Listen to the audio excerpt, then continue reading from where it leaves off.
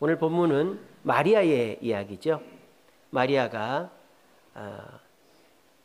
천사로부터 수태고지를 받았습니다. 수태고지, 그러니까 수태, 임신했다는 것을 고지, 이제 연락받았다라는 거죠. 그래서 천사가 네가 아들을 잉태했다. 그 이름을 예수라고 해라. 이렇게 했습니다. 그런데 마리아는 약혼자는 있지만 결혼을 아직 안 했단 말이에요. 잠자리를 하지도 않았어요. 그러면 임신을 할 수가 없잖아요. 그러면 당연히 마리아는 질문을 해야 되겠죠. 천사에게 질문합니다. 34절에 보시면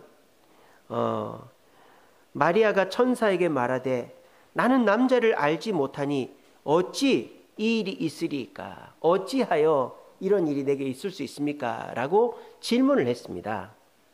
인간이 동물과 다른 점은 생각을 한다는 거죠. 고차원적인 생각을 통해서 인간은 만물의 영장이 되었습니다. 생각을 하는 것은 인간의 특권이자 당연한 일입니다. 그러므로 이해되지 않는 것을 그냥 끄덕끄덕 하는 사람은 그냥 그 상대방의 말을 무시하는 겁니다. 이해가 안 되면 질문을 해야죠. 그래서 마리아가 질문한 것은 지극히 당연한 것입니다. 그러니까 천사도 대답을 해주죠. 35절에 보면 천사가 이렇게 대답합니다. 천사가 대답하여 이르되 성령이 내게 임하시고 지극히 높으신 이 능력이 너를 덮으시면 처녀도 잉태를 할 수 있다라고 얘기해 주었어요. 첫 번째 대답이요. 두 번째 대답입니다. 36절이죠. 네 친족 엘리사벳도 나이가 많지만 임신을 했지 않냐. 이렇게.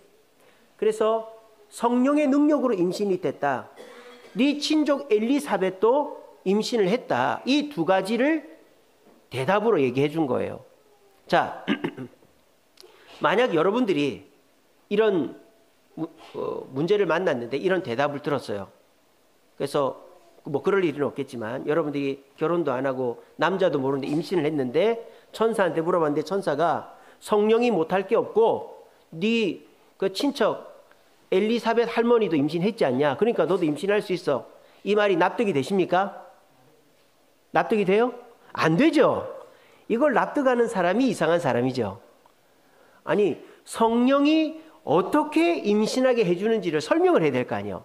그냥 성령이 임신하게 해줄 거다. 그렇게 끝나버렸고요. 또 엘리사벳하고 마리아는 상황 자체가 다르죠. 마리아는 아예 남편이 없어요. 엘리사벳은 나이가 많지만 남편이 있잖아요. 스가랴라는 남편이 있잖아요. 제사장. 그러니까 나이가 많아도 남편이 있고 잠자리를 하면 임신이 될 수도 있단 말이에요. 근데 아예 남편도 없고 잠자리도 안 한 여자가 임신하는 것과 이거는 설명이 안 되는 거죠. 근데 마리아는 어떻게 합니까? 38절에 보시면 마리아가 이르되 주의 여종이 오니 말씀대로 내게 이루어지리다 하매 이렇게 했습니다. 마리아는 납득이 되지 않는 설명을 어떻게 했어요? 받아들였어요. 자, 납득이 안 되는 어떻게 보면 엉터리 같은 설명인데 받아들였더니 어떻게 됐습니까? 마리아가 진짜 임신을 했습니까? 안 했습니까? 했습니다. 그런데 그 임신을 해서 마리아가 망했습니까? 오히려 더 지금도 예수님의 어머니라고 칭송을 받고 있어요. 이게 어떻게 된 일이죠? 납득이 되지 않는 설명을 듣고 그걸 그대로 믿었더니 좋은 일이 생겼다라는 거예요. 이것은 그 설명을 누가 해줬기 때문입니까? 하나님께서 해주었다라는 것입니다. 우리가 이런 영화 같은 거 보면 말입니다. 스승님들은 제자한테 자세하게 설명하지 않죠. 설명도 안 하고 이거 해, 저거 해. 그럼 이거 왜 해야 되는데요? 이래서 해야 돼. 설명도 안 하는데 그걸 하면은 나중에 좋아지는 이런 일들이 있지 않습니까? 그러면 그 제자는 스승의 설명이 엉터리고 이해가 안 되지만 그 일을 왜 합니까? 누가 하라고 했기 때문에 스승이 하라고 그랬으니까 그걸 받아들였더니 그 제자가 좋은 일이 또 놀라운 변화가 있었던 거예요. 똑같은 거예요.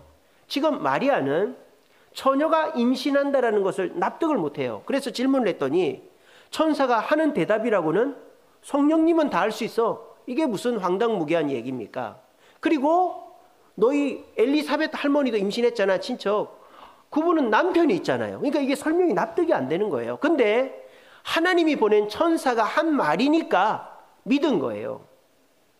납득이 돼서 믿은 게 아니라 하나님을 보고 믿은 거예요. 그랬더니 자기가 진짜 성령으로 임신을 했고, 뭐 돌에 맞아 죽거나 이 결혼도 안 한 여자가 임신했네 이런 소리 안 듣고 파혼 안 당하고 그대로 임신한 채로 아이 잘 낳고 또 예수님으로 말미암아 성모로 추앙받고 있는 것입니다.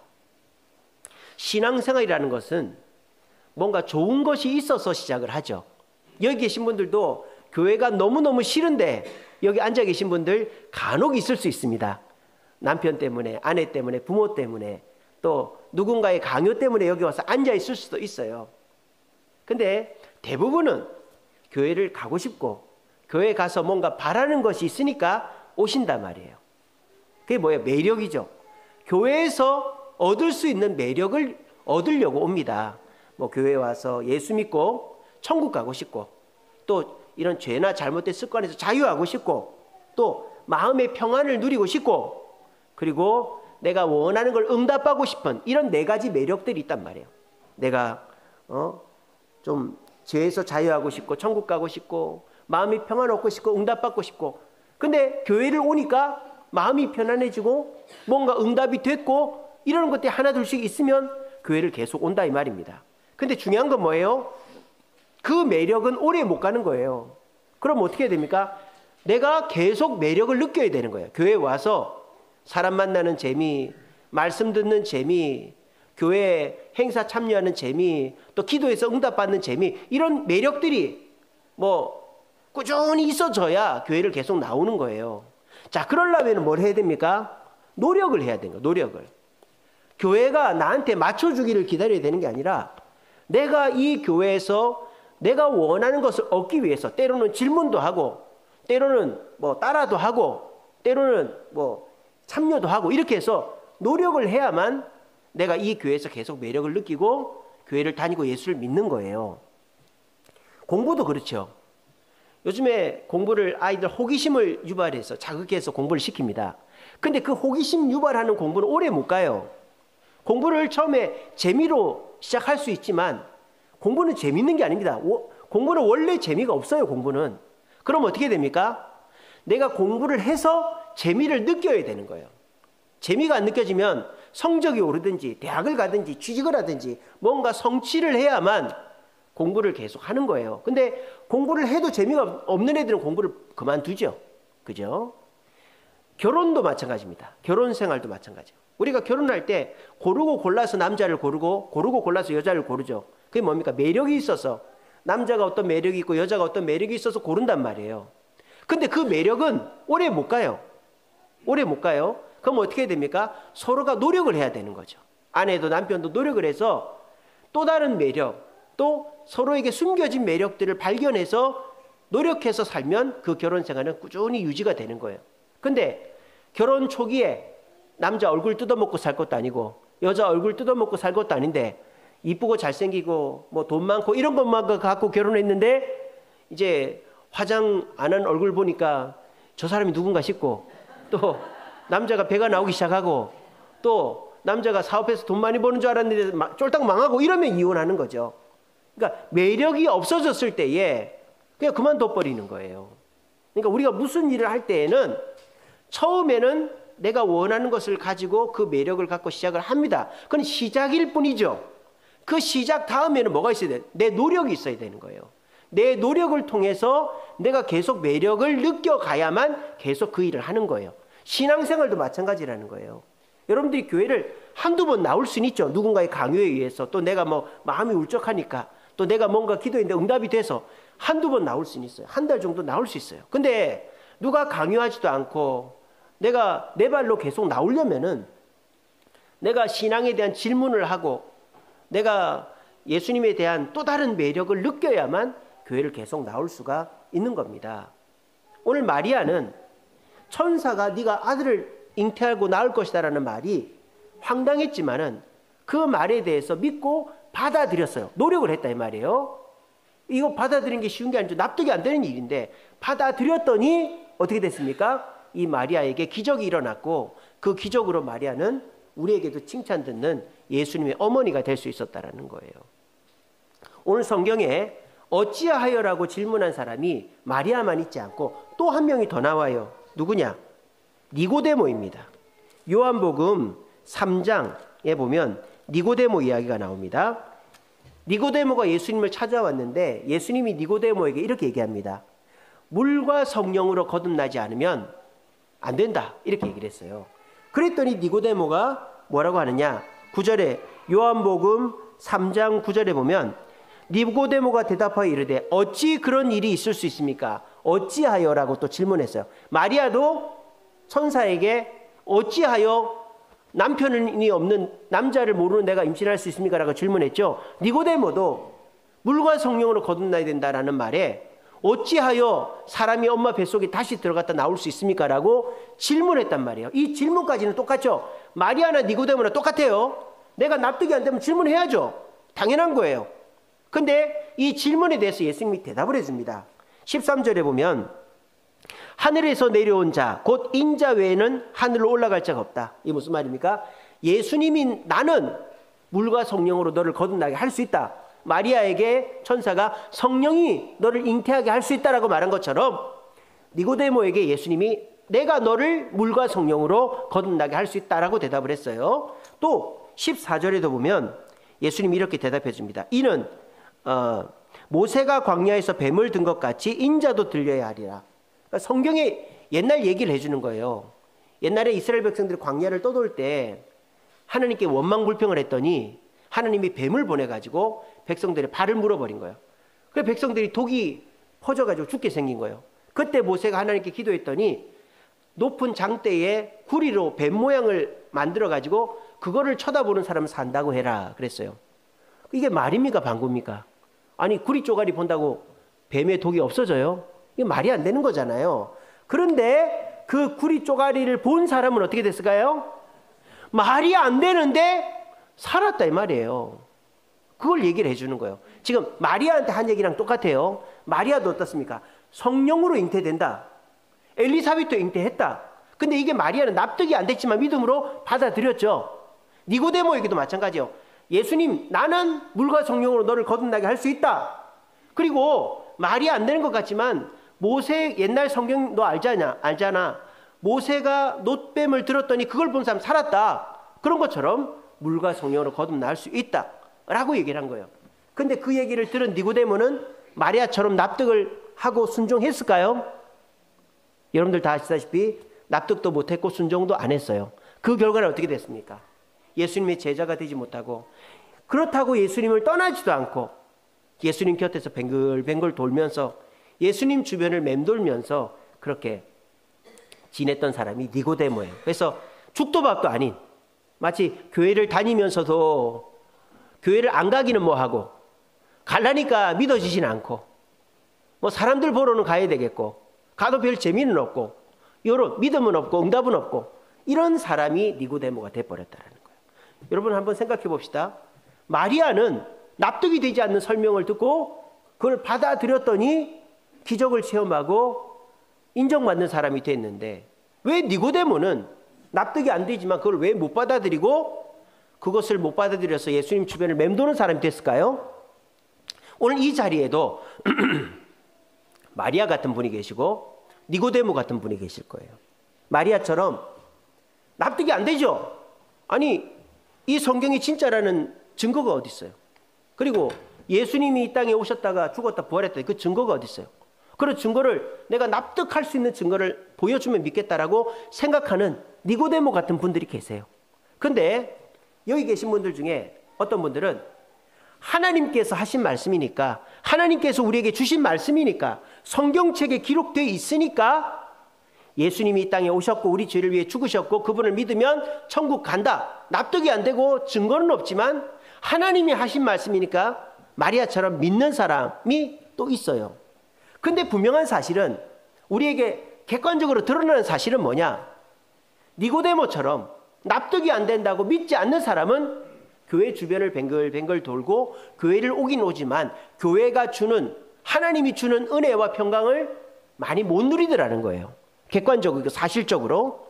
그런데 납득이 되지 않고 내가 쉽게 받아들여지지 않지만은 하나님이 주신 이 성경 말씀에 기록이 되어 있으니까 내가 믿어야지 하면서 믿고 순종하는 사람은 희한하게 마음이 편안해지고 기도하면 응답을 받고 삶이 점점 좋아지더라는 거예요.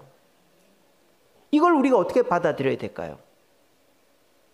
니고데모에게는 어떤 문제가 있었기에 똑같은 대답에도 못 받아들였을까요? 오늘 이 요한복음 3장에 보면요, 니고데모가 먼저 질문한 것이 아닙니다. 니고데모는 예수님께 나올 때 거듭남에 대해서 궁금해서 나온 게 아닙니다. 니고데모는 뭐 때문에 왔을까요? 오늘 3장 2절에 보면 이렇게 되어 있습니다. 랍비여, 우리가 당신은 하나님께로부터 오신 선생인 줄 아나이다. 하나님이 함께하지 아니하시면 당신이 행하신 이 표적을 아무도 할 수 없습니다. 표적을 행하신 비결을 보러 온 거예요. 니고데모는. 알겠죠? 예수님이 병자도 고치고 귀신도 쫓아내고 그리고 바리새인 사두개인들과 논쟁에서 다 이기고 심지어 죽은 자도 살려내잖아요. 그런 거를 보자 이 니고데모가 눈이 돌아간 거예요. 야, 저분의 저 기적, 놀라운 능력의 비결이 뭐냐? 율법을 잘 지켜서냐? 하나님이 뭔가 특별한 방법을 줬냐? 그러면 나도 율법을 잘 지키고 예수님이 가르쳐주는 방법대로라면 저걸 할 수 있지 않을까? 이런 기대감 속에서 예수님께 찾아온 거예요. 근데 니고데모가 그렇게 기적의 비결을 가르쳐달라고 찾아왔는데 예수님은 니고데모가 원하는 대로 하면 어떻게 돼요? 아, 기적의 비결은 말이야, 나를 잘 따라다니고 말씀 잘 듣고 하면 돼. 이렇게 하면 될 텐데 예수님은 동문서답을 하는 거예요. 거기에 대답 안 해주고 거듭나야 된다라고 한 거예요. 거듭나야. 그러니까 니고데모가 어떻게 엄마 뱃속에 다시 들어갑니까? 그러니까 물과 성령으로 거듭날 수 있다고 얘기한 거예요. 그러니까 또 니고데모는 어찌 그럴 수 있습니까? 이런 거예요. 그러니까 니고데모는 안 받아들이는 거죠. 뭐 할 때까지? 기적의 비결을 가르쳐 줄 때까지 당신을 안 믿겠다, 이거예요. 이게 니고데모와 마리아의 차이점이에요. 마리아는 내가 원하는 답을 못 들어도 처녀인 내가 어떻게 임신을 합니까? 라고 질문했는데 그거에 대한 내가 원하는 수준의 답을 못 들어도 하나님이 보낸 천사의 말이니까 믿겠습니다 라고 했고, 니고데모는 내가 원하는 기적의 비결을 들어야 그 다음에 거듭나든 믿든 하겠습니다 라고 하고 있는 거예요. 이게 마리아와 니고데모의 결정적인 차이점이다라는 거예요. 오늘 이 자리에 계신 분들 중에 마리아 같은 분도 계시고 니고데모 같은 분도 계십니다. 마리아처럼 내가 뭐 똑똑하기도 하고 대단하기도 하지만은 성경 말씀에 그렇게 기록이 되어 있으니 일단 내 생각을 내려놓고 주님 말씀대로 순종해야 되겠다, 이렇게 생각하는 분도 계시고, 니고데모처럼 내가 원하는 것을 먼저 해줘야 그 다음에 내가 믿든지 말든지 할게요 라고 생각하는 분도 계시단 말이에요. 괜찮아요. 좋습니다. 이런 분보다 나아요.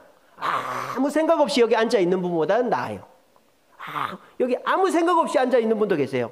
아이고, 예배가 언제 끝나나, 아이고 어제 밤새서 졸려 죽겠는데, 이런 분도 계시단 말이에요.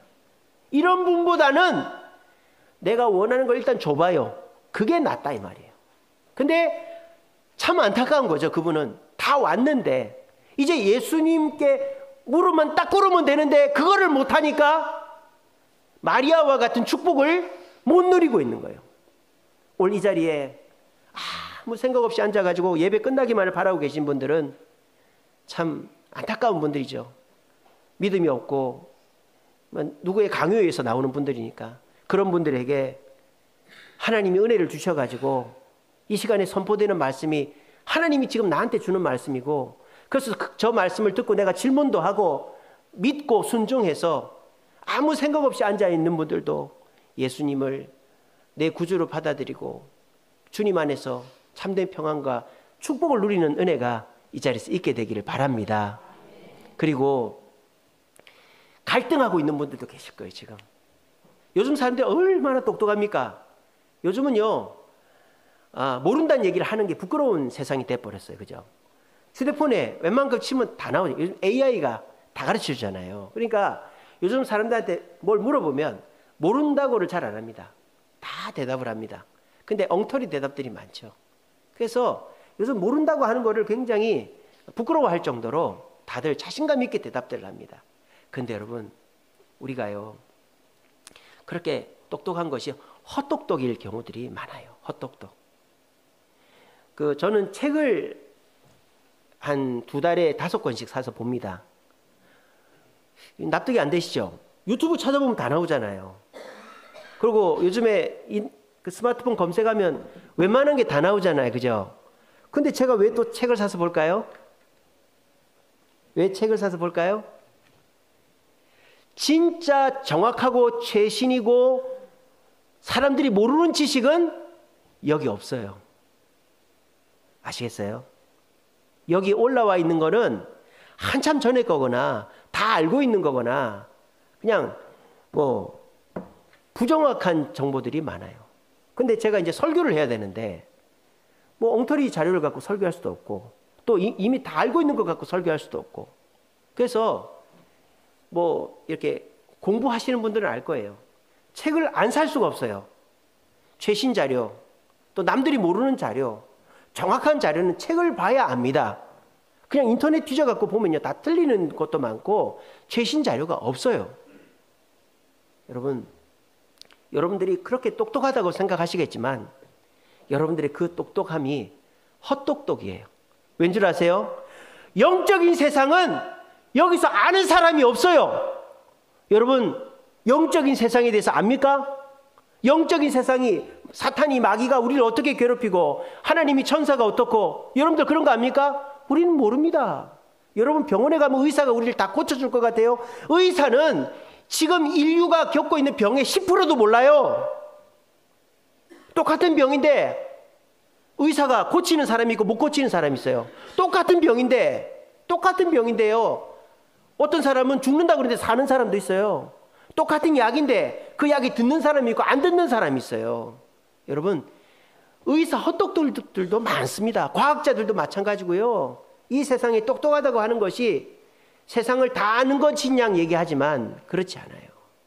마찬가지로 저와 여러분들이 똑똑하다고 생각하는 그것이 진리가 아니고 그것이 바른 지식이 아닐 수가 있는 것입니다. 그럼 어떻게 해야 됩니까? 진리에 순종을 해야 되는 거예요. 진리를 따라가야 되는 거예요. 근데 세상 사람들은 진리를 따라가지 않습니다. 그나마 이 자리에 와 계신 분들은 말씀을 듣고 진리의 말씀을 순종하려고 하시니까 기회라도 있지만 세상 사람들은 그 기회가 없는 거예요. 여러분들이 물론 대단하시죠. 사회적으로도 인정도 받고 자리도 잡고 그리고 내가 남부럽지 않게 사시죠.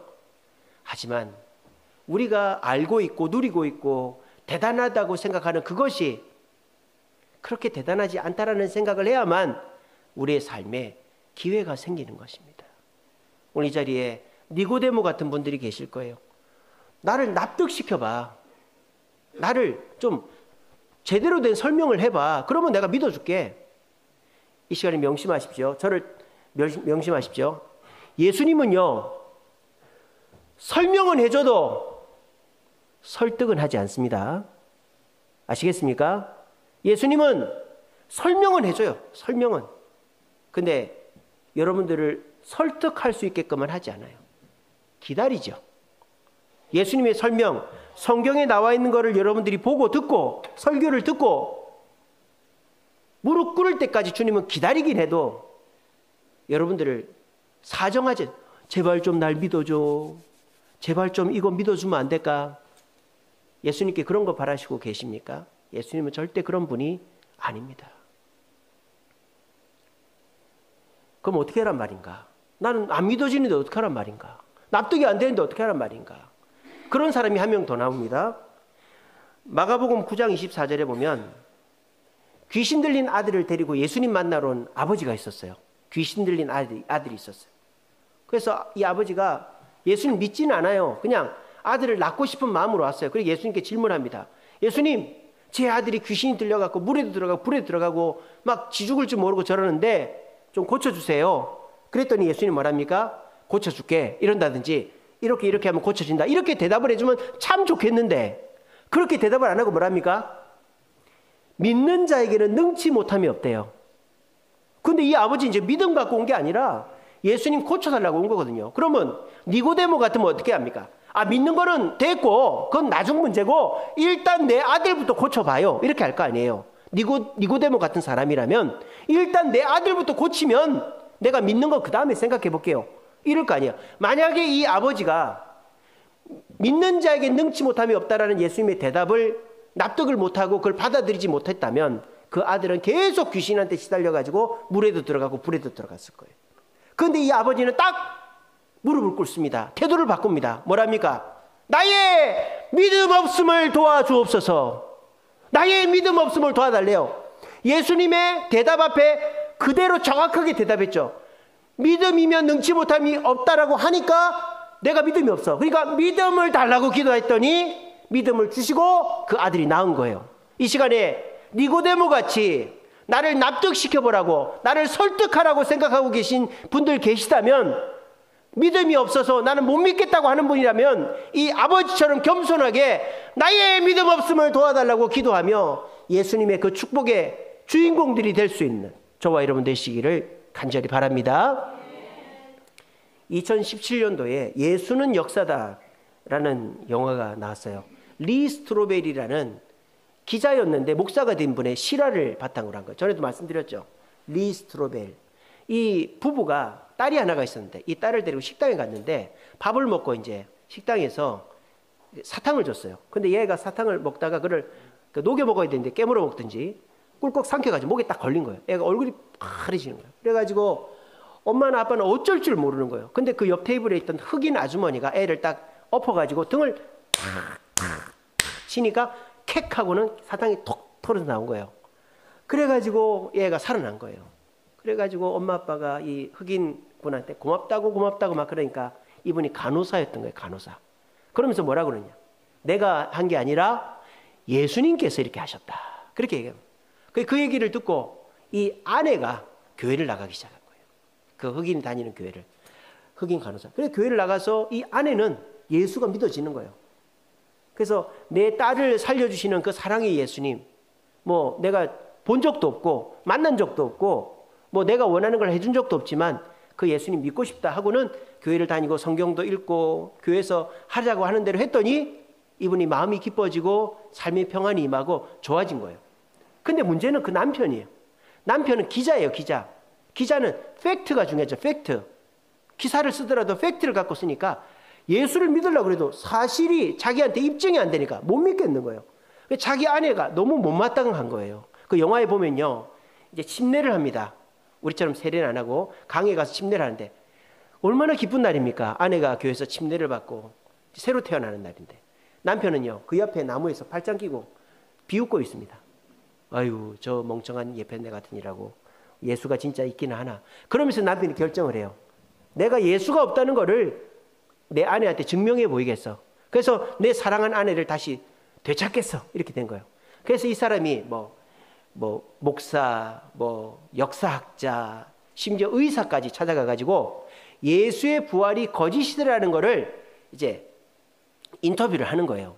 그래서 어떤 사람이 예수의 부활이 거짓이다라는 논조로 기사를 쓰고 글을 쓰고 책을 쓴 거를 보고는 그 사람을 찾아가는 겁니다. 자, 그러면은 예수의 부활이 거짓임이 증명이 되겠죠. 근데 이 사람이 또 굉장히 양심적인 사람이에요. 그 역사학자, 목사, 의사의 얘기를 들어보니까 말입니다.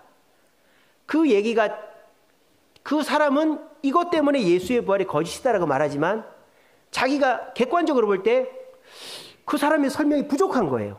그 설명만 들어갖고는 예수의 부활이 거짓이라고 단정짓기가 어려운 거예요.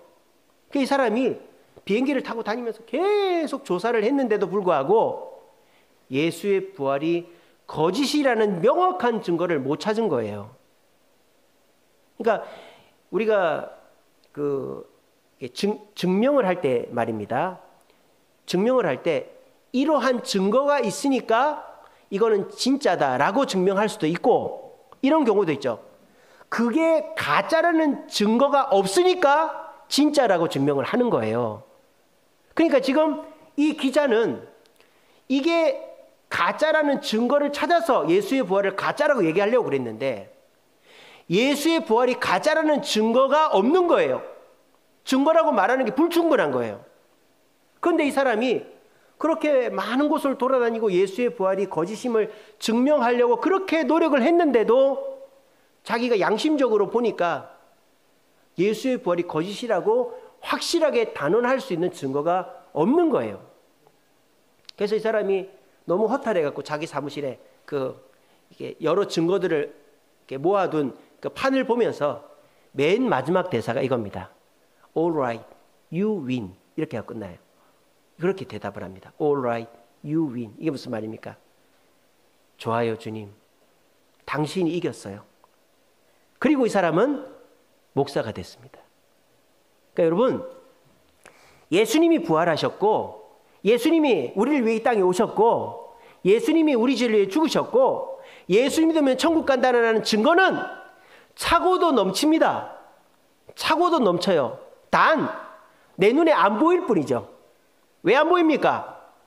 나를 납득시켜봐.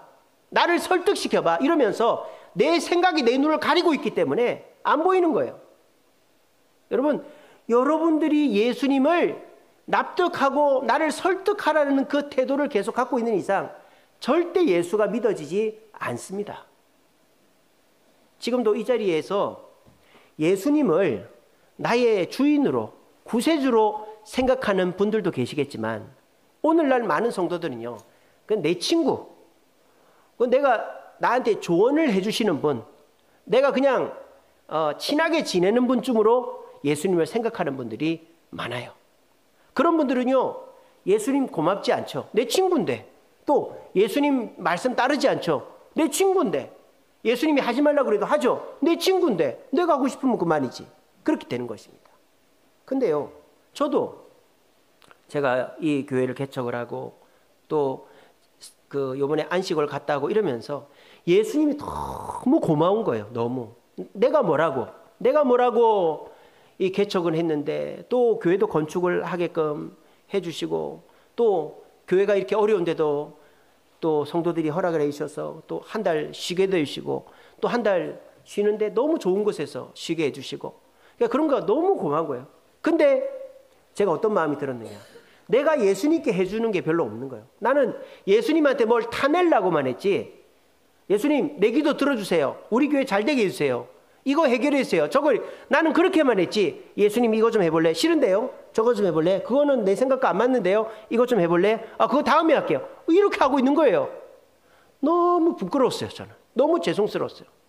그래서 요즘은요, 어떤 연설을 많이 하느냐, 예수님이 나의 구주 되심을, 나의 주인 되심을 고백하고 또 사람들에게 예수님 너무 고맙다, 예수님 너무 감사하다, 예수님 사랑한다, 이런 고백들을 주변 사람들한테 많이 합니다. 자, 바뀐 거는, 예수님은 바뀐 게 없어요. 예수님은 똑같아요. 근데 예전에는 예수님을 그냥 내 친구처럼, 그냥 내가 뭐랄까요, 엎드리는 게 아니라 그냥 내 친구처럼 동등하게 생각하면서 한 거예요. 근데 지금은요, 내가 예수님께 납작 엎드린 거예요. 그래서 예수님은 나의 구주시고 예수님 없으면 안 되고 예수님 너무 감사하고 사랑한다고 저는 그렇게 고백을 합니다.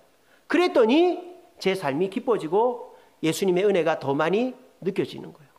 그래서 여러분들이 시키지도 않았지만은 수요일에는 어묵전도 하고 금요일에는 팝콘 전도를 합니다. 근데 제가 그걸 억지로 하는 게 아니라 너무 좋아서 하는 거예요. 너무 재밌어서. 어묵전도는 교회에서 재정을 안 타고 저희가 기계도 사고 저희 집 돈으로 합니다.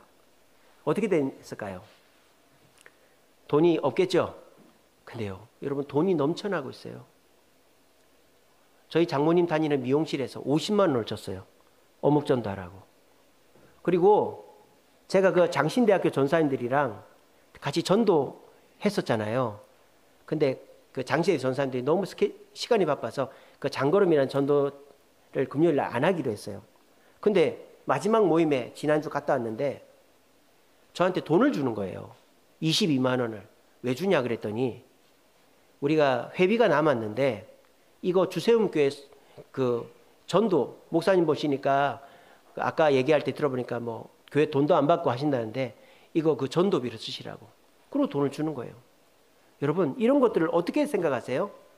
물론 그게 우연이지, 그럴 수 있지, 이렇게 생각하실 수도 있겠지만 저는 그렇게 받아들이지 않아요. 저는 내가 예수님을 친구처럼 힘겨루게 하고 그냥 뭐 내가 하기 싫으면 안 하지 뭐 이렇게 하지 않고 예수님께 납작 엎드려서 주님 말씀이니까 내가 이해가 안 되고 납득이 안 돼도 순종하겠습니다 하니까 예수님으로부터 더 많은 은혜와 축복을 받고 있구나 하는 걸 저는 제 몸으로 느끼고 있습니다.